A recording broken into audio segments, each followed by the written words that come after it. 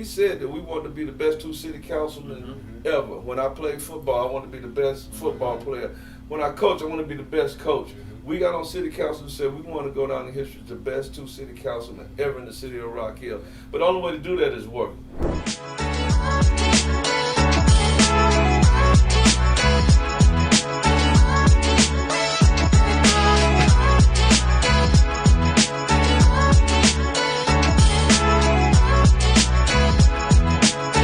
And then I tell people, you find your niche, and then you work on your niche, and you produce your niche.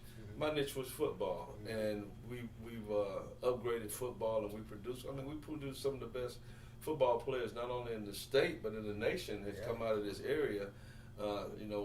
We're here on Sunday, but I would like to go home and watch some of my boys play today. But it's great that you can watch. Just last weekend, my nephew plays at South Point, and just last week we were down at FAMU for a recruitment visit, and that's another thing. With that, I've been fortunate enough to go around to all these recruitment visits and visit places. This summer I was in Oklahoma, I was at Nebraska, I was at Kansas City. So I've been fortunate enough to enjoy those are some of the fruits of the labor that we get from there. And but we also encourage people, find your niche. If your niche is baseball, hey, let us help you produce that. If your niche is dancing, we talk about McGirt Auditorium. When it is completed, before we even started renovation, which start this week. If you went by there Saturdays and Sundays, that place was packed, and it's dancing. This was bringing it in, and it's $1 million economic impact to the city of Rock Hill from dancing. So, find your niche, and if whatever your niche is, come and let's talk about it, and let's see how the city of Rock Hill can help you produce your niche and make it better. Yeah, I think our strength is, one of the biggest strengths we have is when somebody tell us we can't do something. When we hear it, we're like, okay, we can't do what? Man, please. I'll give you an example. We were told when we first got on, when we got that $9.46 million grant from Washington. We told some people that we were going to Washington to try to get funding for Rock Hill. And we told them we were going to see Lindsey Graham, Tim Scott, and Ralph Norman. And they were like, well, I wasn't going to see them. Those are Republicans. And we said, well, that's been the problem here for all these years. You don't want to go see them because they don't vote like you do, but somebody else is getting that money. Right. So no, we're going to get the money. So we went up there, man. We had some great visits. We told Tim Scott he's got this big wall of stuff. We told him what we were going to put on his wall when we come back up there. But then 2 weeks later, he was here. Yeah. He was in Rock Hill. He was in College Downs. Wow. Because we were showing him, hey man, we got a problem down here. We need your help to get this stuff done. This has been going on for 60 years, and nobody has figured it out. So let's do it. And we got the grant. You think we stop it? No, we're going back, and we're trying to see what else we can get. We're very strategic in what we're doing, but we're making sure that we take care of what needs to be done. And I'm going to tell you this, what we said, that we wanted to be the best two city councilmen ever. When I played football, I wanted to be the best football player. When I coach, I want to be the best coach. We got on city council and said we want to go down in history as the best two city councilmen ever in the city of Rock Hill. But the only way to do that is work. And I don't say that just to put other ones down. I'm just telling you what we want and we're going to achieve. And so it's going to be the most desirable place to be is the south side of Rock Hill. So the legacy would be that when we leave here, they'll say, you know what, they transformed the south side of Rock Hill and made it the best place to be. And not just citywide, statewide, that they come and talk about it. Man, that's awesome. Go ahead, Councilman. I think someone asked Tom Brady what was which Super Bowl ring was the best or the most important one. He said the next one. So I'm gonna take that same approach to the next chapter. Not telling you anything directly or indirectly. I'm just saying the next chapter. While I'm here, I'm gonna continue to do some work. I'm gonna continue to tag team some things, and just stay tuned for the next chapter. Yes. Here's another chapter. What is something that you want to leave them with to inspire, empower them to find their next chapter and to continue fighting and fight good fight wherever that could be for their lives. Well, if you're not involved in your community, we stress it. Please get involved. We don't care what it is. Get involved in your community. When you're involved in your community, it's the heartbeat of the city. You start to find out and figure out things that are going on. You get the correct information. The word tells you perish from lack of knowledge. And if we don't seek to have knowledge, then you don't know what's going on. Please go to your school board meetings. Please go to your county council meetings. Please come to city council meetings. When you show up at city council, school board, and county council, your elected officials take notice to that. And you change things. Yeah. So please come. That's how you're going to get involved. That's how you're going to initiate change. Not going on Facebook. Yeah. Please stay on Facebook. Call us. Yes. Call us with a problem issue. Not going on Facebook and thinking you're going to get, because you get 200 likes on Facebook, something changes. No. Calling us and let us go to work for you. Yeah. That's how you're going to initiate some change. You being involved. You coming to the table. Change start at the table. From the inside out, not from the outside in. Wow. And then one of the other things is that, one thing we can boast about, we've added, and I don't know the correct number, but I know it's 30 to 40 African Americans have been added to boards and commissions since we've been together. Now you think about that, and that was one of the things when we got in, was about if you're on a board of commissions, you make the decisions for the city. And so, and also the enthusiasm about it, because we are still getting people putting in applications. So, we hope by the end of this year is to make that 60 African Americans that have been added to boards and commissions. That's powerful, and that's power for our people. But the other thing I want to put out there is make sure that we go vote on October 17th. Well, first of all, we tell everybody, being on city council here in Rock Hill, we affect your lives more so than the president does. Okay. Because we, at times, we have to raise taxes on you for your water rates or your electric rates, stormwater fees, things like that. We have to raise that from time to time, and when we do it, it affects you greatly. So it takes money out of your pocket, and for its fees, you have to pay more. Okay. So, but Perry and I, we like to tag team things. He goes to my neighborhood meetings. I go to his neighborhood meetings whenever there's a complaint. We try to handle it together. We would go to your house, knock on your door, and we like to tag team it. Yeah. And oftentimes people know who's. No, I won't take that back. That was a false statement. Oftentimes, you could ask people who the president is, and they don't know. Or they may know, but they don't know who the vice president, they don't know some of the state representatives, things like that. So we want to rewrite the script or raise the bar to the point where if someone asks you who your city council representative is for Ward 1, at least Ward 5, you could say it's Derrick, LINDSEY, or Perry Sutton, and because we're so involved. A culture, you just don't walk in a place and it change overnight. It's I try not to ask people to do things that I personally, won't do or haven't done myself. So, and I start from there. Or I like to jump in and mix it up with them. When I cook with you, or if I clean the toilet, or you see me do it, then if I ask you to do it, then you shouldn't have a problem with it because I did it. And that speaks volume. I've worked for several boss men, so to speak, that sat in the office all day. Wow. And they wouldn't go out in the in the warehouse and work with you. They wouldn't get their hands dirty, or didn't want to get sweaty or nasty. So when I started managing, I didn't want to take that route. I wanted to be different. Wow. So that's why I jump in, I mix it up. And I still do to this day. They tell me I'm the old man now, and I don't move as fast, but I still like to jump in with them and mix it up. Customer service, across the board. Well, I want to also dig in because we've actually had a privilege of going into some of the schools together. And I know one of our good friends, Miss Gail Blake, yes, who has the JAG program, and I think you still. I still attend from the first day.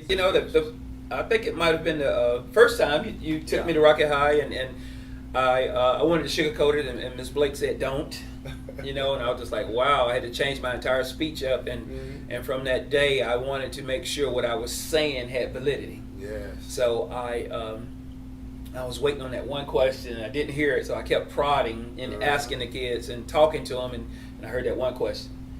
It's like, Mr. Lindsay, are you hiring? We're always hiring. You know, and I told him, but it's, I think it was like 1 o'clock on a Tuesday. Okay. I said, you can't wait till 5 o'clock on Friday and expect to get a job. You know, time waits on no one. Yes, you know, and yes. he, I think a guy named Gerald asked that question, but Gerald came out 5 o'clock on Friday. And I had made up in my mind to give it to the first person that came that day, and sure enough, it was a young lady that came. She called her dad, left school early. Wow. Left school early. She was determined. So when she came, I hired her. Actually, she was working for me up until maybe about 4 months ago. Wow. Yeah. That's huge. Yeah, and in management.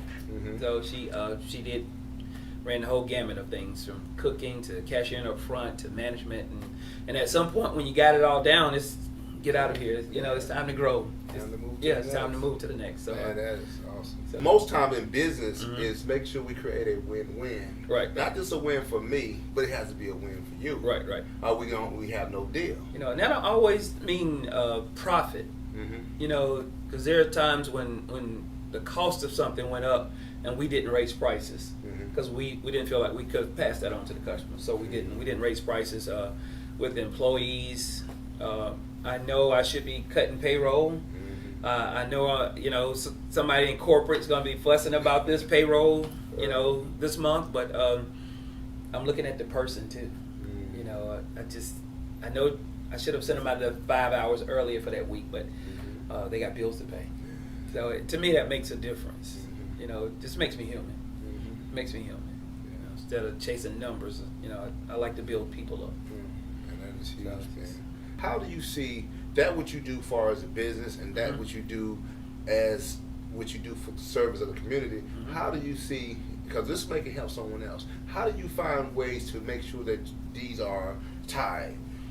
Well, doing what I did for the business then, it kind of helped and prepared you. Like, for instance, when a customer walks in, and we're not perfect, and you know, we might mess up an order or two here or there, and when their food is wrong, you know, they upset. Oh, yeah. You know, and you got to learn to calm them down and work through that problem, that situation, and that working through customer service with them prepares you for the problem and the issues you're going to get in the community. You're not just serving Ward 1, I'm serving the entire city, Yeah. you know, 85,000 people. Yeah. And then, you know, you add another 120,000 from the county too. You get it on both ends because, you know, we overlap a lot. Yeah. You know, so you learn to deal with customer service, problem solving. Mhm. You know, it's a lot Yes. to deal with on the restaurant side, and I look at logistics I look at, no, you know, I don't take the stance. I don't have the answer. Mhm. I always look at, how can I figure this out? Yes. You know, it causes your mind to shift. You know, how can I figure this out? Not if I can figure it out. Yeah. So it's a different mindset. Play the part in who you are and what you do. Oh, you got to want more. You got to want to grow. Yeah. You know, I hate telling you this, but I told a gentleman that works for me, I told him about, you know, I'm giving him to January Mhm. to enroll at York Tech. Okay. You know, and let's sit down and talk about what you want to do with your life. Mhm. I've watched you come here day in and day out, and all you do is get your check and go to the club and party. Wow. I told him, you got to January. I can't leave you in that state. That's Wow. not who I am. That's not what I do. That's huge. I advance you from point A to point B. No two kids are the same in whatever you need. It's up to me to get you from point A to point B, and that's what I do. So I engage with them on a personal level. I'm all in your business. I want to find out, you know, what is it going to take you to get from point A to point B. Mhm. And when I see you stagnant, then Yeah. I give them the push. Yeah. And the push is you might not have a job in first of the year if you're not enrolled. Wow. You know. When I talk about personal development, we have gone as far as buying that kit together with Robert Kiyosaki. Yeah, Robert. You know that Rich Dad Poor Dad. Yeah. That's still my go-to guy. Mhm. Your go-to guy. Still lessons from that Rich Dad Poor Dad is still in your mind. Mhm. You know, you look at life different when you heard some of the motivational speaking and especially Susie Orman and Yeah. you know, some of the other people that I listened to George Foreman before, and people that are successful, they think different. When I think of you guys' team, it's not just a rink-dink team. Mm. I know when I coached, and I was a part of it, when my son was there for that 4 years, we may have lost 3 games in 4 years. And so that's the type of level of play and that you guys put into the player. So if you can, just elaborate what is that you see in the level of coaching or that you guys really instill in these young men. What we do is teach fundamental football. We don't come out with a lot of fancy stuff. We'll put it in at the end of the season just to make the kids happy. But what we teach is fundamental football, so that when our kids leave our level, they can go to the next level and be successful. I use Jadeveon Clowney as an example. Is that he played linebacker for us, but he didn't play linebacker in middle school. He didn't play linebacker in high school. He didn't play linebacker in college. He didn't play linebacker again until he got to the NFL for the Houston Texans. So he had to rely back on what he learned when he was 11 or 12 years old. But that level of commitment and what we taught him, it still came back, and he was very successful. So that's what our commitment is, and we work our kids hard. Here's the thing: we treat our players like our kids. So we always say, once you play for us, you're our kids for life. So it's not just football. If you need us in the home, if you need us for grades, we push grades.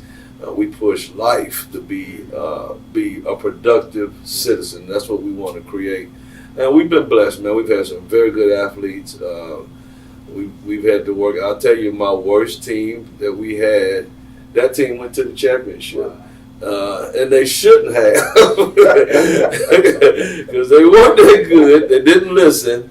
But and we got beaten by a team like 42 to 6 or something like that a couple of weeks before, and got them in the first round of the playoffs again, because it was only 2 rounds then. And we schemed and ended up winning the game. I think it was like 18-17. We won the game, and we got to the championship. We got a tail tore up, but that team actually got to the championship and got second place medals. And they're probably one of the worst teams that we had. But I still see some of them guys today. But it was the love and what we taught and that commitment that we tried to get them to give everything they got. And for that game, they did it. After that, they were just so happy. They didn't care about that championship. But yeah, we've been able to do that. This year's team is another successful team.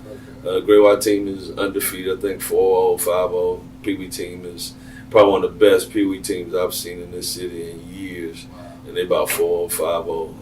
Matter of fact, my Pee Wee team, which is my 9 and 10-year-olds, beat my second Gray White team, which is 11 and 12-year-old the other day in practice. They whooped them up and down the field. So, it's great just teaching the game. And, I tell everybody I know 3 things. I know football, I know the United States Coast Guard, I know the King James Bible. It's making sure that these young men are productive citizens.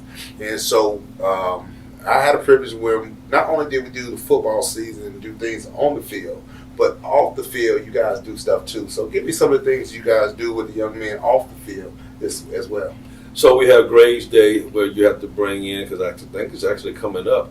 No, I think we just had one. Another one coming up. Well, you got to bring your report cards or your progress reports, and if your grades are not where we think they should be, you're probably going to run some laps. But the other thing we're going to do is we're going to find you a tutor. Now, most people don't know that tutors are free in the school, and so we had to navigate, make some phone calls. But and one time we was even having tutors out on the field. Remember, they would come in and they would feed us on Wednesday, and they have tutors from Winthrop coming back, which we would love to get that back. But now the schools, we use the schools tutors, and so we tell the kids or the parents, get your son there early for tutoring, or he can stay over. If he needs to miss practice for tutoring, by all means, let him miss practice. We can catch up on practice another day. But those grades are the most important things, and not just for football, but for life. And then, we also talk to these kids about, we take them places. So a lot of times people say, well, they're going to college. If they've never seen a college, how can you tell a kid he want to go to college? So we take them to these colleges where we've incorporated also as an end-of-year trip. So we'll take these kids to some places they normally wouldn't go. We've been to the mountains. We've been to the beaches. We've been to Cleveland, Ohio, to the NFL Hall of Fame. We've been to Washington, D.C. People ask where we're going this year. I joke and say we're going to Armory Park and grill out some hot dogs if y'all don't raise some money. But we'll take that group somewhere where they haven't been before. Most of them have not been before. I think somebody mentioned Atlanta, which is 4 hours away, but there's so much to do in Atlanta, and we try to make these trips educational also. So when we go to these, we went to Cleveland, we went to museums. Not only was the NFL Hall of Fame, we went to museums and went to the Coast Guard base up in Cleveland, went to the stadium, we didn't go in the Rock and Roll Hall of Fame because we didn't have the funds for all that, but we went to the Rock and Roll Hall of Fame. We went to Washington, we went to the African American Museum, we went to the Capitol, went to the White House. We got a tour of the Capitol, we didn't get to tour the White House. We did the National Mall. So it was an educational. And then after that, we always have a talent show. Okay.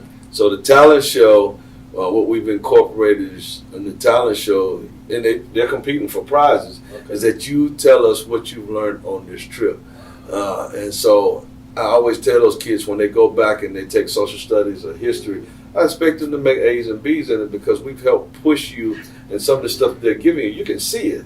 Well, before, they have to read it just out of books. They've lived it. Not only did you focus on your team, but you took it a step further. And I really was very much pleased to be a part of when you say, hey, we got these camps going on, but they charging all this money for these kids to come, man. Hey, you said this is something that you had a heart to do something different. Can you explain what you had in mind when you saw that and what you decided to do? Yeah, and the catalyst for it was Anthony Johnson, who, we've had kids, they'll come to us and say, Coach, I want to go to camp, or I'm raising money to go to camps. And so they come by, whether I was at home or if I was away, they go and I tell my wife to give them some money and to go to camps. Well, Anthony Johnson, he went to a camp, was in Florida, and came back and started bragging to the other kids that he had got money for the camp. So all the other kids started coming on like, wait a minute, we can't afford this. We have the football knowledge, we can do our own. So the first year, we decided to do a camp, and I still remember the picture that we put out on the flyer. It was that team that year, because I have all those flyers in my shop. Okay. But we did the flyer that year. We prepared for 40 kids. Had the water and everything. 200 kids showed up, and we were not prepared, man. If you're in a situation where you're like, man, I don't know what we're gonna do about this. It was hot. We didn't have water, but the neighbors started showing up with water, and they showed up with ice. And I remember one person showed up. He had a Miata, a little red car, 2-seater, and he was in that car, and he had ice all around, the bags of ice, and he brought us ice. He just pulled up and brought us ice, and since that time, every year, and I think we were on our 11th camp, the neighbors still provide the water for the camp. They'll start bringing, they'll be like, Coach, when the camp, it's always Father's Day weekend, and they'll start pulling up, and they'll get out, you got your hand truck, bring the hand truck, and they'll put them in there. Some ladies have started saying, I don't buy the big water, they buy the little water, because they say the kids waste the water, and they start around about February, March, they start bringing water over, getting ready for the camp. So now the camp is, it was start off just the Sylvia Circle Demons, and we've added the YMCA as a title sponsor. We've added Hospitality Heat and Air as a title sponsor. The 3 high schools also help sponsor because these are going to be their kids eventually. We used to give each high school a day. We've since then go one day, y'all come over here and help. And we do it that Saturday before Father's Day weekend. But we feed them, they come in, they get to eat, the local businesses come in, and it's just the community. You have been a big help for years, providing security, helping pick up trash, doing everything. Whatever needs to be done. The whole community comes together. We're tired out there, we're wore out, but it has been a success, and now it carries Jadeveon Clowney's name, and so no matter where he is, he always flies in for that camp. We give away T-shirts. The biggest thing is the T-shirts. Everybody wants the T-shirt, and they want to show that they've been there every year, so they got the T-shirts. And they've been good quality T-shirts because the first ones that came out were they were yellow. They were that safety yellow that they have, and they were Chris Hope's name was on the back of them. and those churches are still holding up and still good. So that it's become a labor of love, and we do it every year. And I keep saying, man, this is my last year. I'm not doing this anymore. I'm wore out, but we plan to do it again this year. I did tell Jadeveon Clown, I said, man, when you retire, I'm retiring this camp. Yeah. So we'll see how that goes. Wow. Football City, USA. There you go. Correct me with that. Now, this kind of give us an update on what that is to you, get a little history of what that is. But also, you played a major part. You played a major part in a lot of these athletes who came, whether it was football or basketball, it doesn't matter what sport, you've always had a great hand in that. So kind of give us a little bit of what that is. So football, the actual moniker Football City USA came about with Barry Byers and Gene, who's on WRHI, and I do part-time on WRHI, I announce football games. But they were talking about Titletown USA one day, which is Green Bay's nickname. And they said, Rock Hill is so successful, we need our own moniker. And they came up with Football City USA. And it has taken off so much that this past summer, the South Carolina legislature led by Brandon Guffey, who used to play in this city and played against us. He played for York Road. Okay. And I'll tell that story a little bit, but he's a state senator now, a state congressman now, and Brandon was able to get the House on a unanimous vote to name Rock Hill officially Football City USA. So we got the proclamation, and we went down and actually took representatives from all three high school teams and city and Parks and Recreation and YMCA, the NFL players, and we all came back. And what was really good is the three of the kids that went down representing young men that representing the schools, those three have been named to the Shrine Bowl this year. So it's just a great accomplishment for the city. But this city has produced 44 NFL football players, current and former.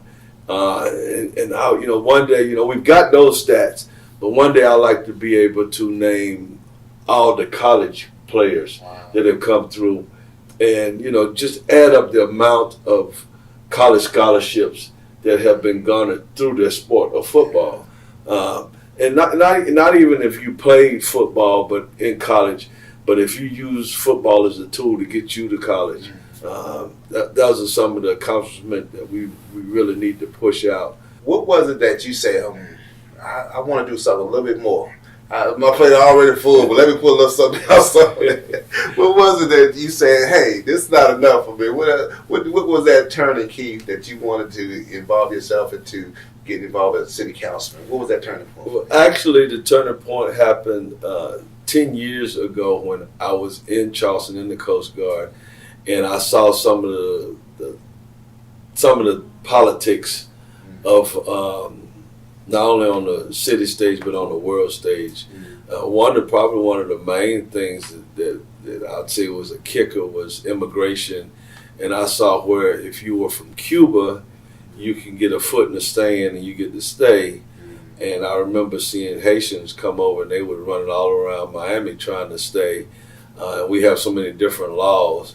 But then I also started looking at stuff from a city aspect, the stuff that was on the things that was on the south side. I didn't think that the south side of Rock Hill was being treated as the north side. There was a lot that I was ignorant about, that I did not know. Since getting on city council, I've learned, like everybody, a lot of people think that the city of Rock Hill has plenty of money. The city of Rock Hill does have a $300 million budget. The city of Rock Hill also employs 1,000 people. The city of Rock Hill also has its own water treatment system. It also has its sewer treatment system, has its own free bus system. I mean, the city of Rock Hill's own electrical system. City of Rock Hill is so much different from most cities in the state of South Carolina that we need a budget twice the size of what we have to be able to function. A lot of people, and even I thought that the city could come in and tell a private citizen what to do on their property. They don't have the power to do that. We can make some regulations and some rules to adhere by. So we had to, with getting on there, I had to learn different things to try to help the South Side. And, teaming with Councilman DERICK Lindsey, we've been pretty successful in doing the things that make the South Side better. If you look at some people, if you're a Republican, you ain't want to hear none of the Democrat got to go. Yeah. You know what I'm saying? How do you get past that? So I will say I was blessed that I was in the United States Coast Guard, where we're African Americans are only 4%. So I've moved up the ranks to chief, and I had to learn to work with people that I didn't like. I had to work with people that weren't like me. I had to work with people that didn't look like me. And, we had to work together because we had to save each other's lives. So I think, as city council, to me personally, it's easy. We have discussions. Nobody gets to the point that they hate one another.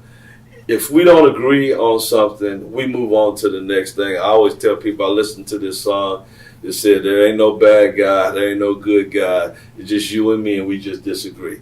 So just because we disagree on something does not mean that we're going to hate each other much longer. Okay, well, the vote, if you get 4 votes, you win. If I get 4 votes, we win. And then it's over with, and we're going on to the next issue. For us to go back and continue to fight over this issue and we leave all this other stuff out there, that's just wrong. I think that sometimes in our federal politics and even state, that they hold grudges. I look closely to the federal level with the budget just going on. And people might say, well, why are you concerned with that budget? Well, because I'm retired military, my paycheck comes out of there. That budget just doesn't get approved. My family doesn't eat. I don't have any funding coming in. So, and not only me, everybody else is in the military. Everybody's in the military that's retired. And a lot of people do not understand that a lot of your younger guys, when they come into the military, your lower ranks, some of those guys on food stamps. They don't have that type of funding. So now if you live in paycheck to paycheck, and all of a sudden somebody is making $100 and something thousand a year because the senators and congressmen, their paychecks don't get cut if there's not a budget. But if the budget does not get through, their paychecks don't get cut. And so now how is that soldier that we're paying to protect our country, how can he concentrate on doing his job when his family can't eat? So, it's the little things like that that, we educate our people so that we know on how important getting those budgets passed are to us. The same way the city of Rock Hill getting, it's state mandated our budgets have to be passed at a certain time.